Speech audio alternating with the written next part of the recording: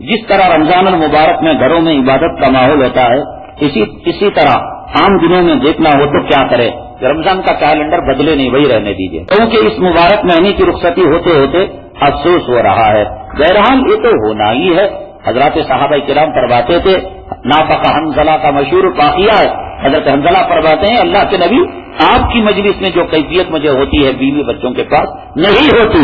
ये रमजान अल्लाह का महीना, रमजान कुरान का महीना, तरावी का महीना, रोजे का महीना, सहरी इफ्तारी, एतकाफ और जमात के साथ इतर पढ़ना, सबका खैरात, सबका फितर, कितनी इसके अंदर मग़फ़िरत का शरा, रहमत का शरा, जहां कितने गिन नहीं सकते।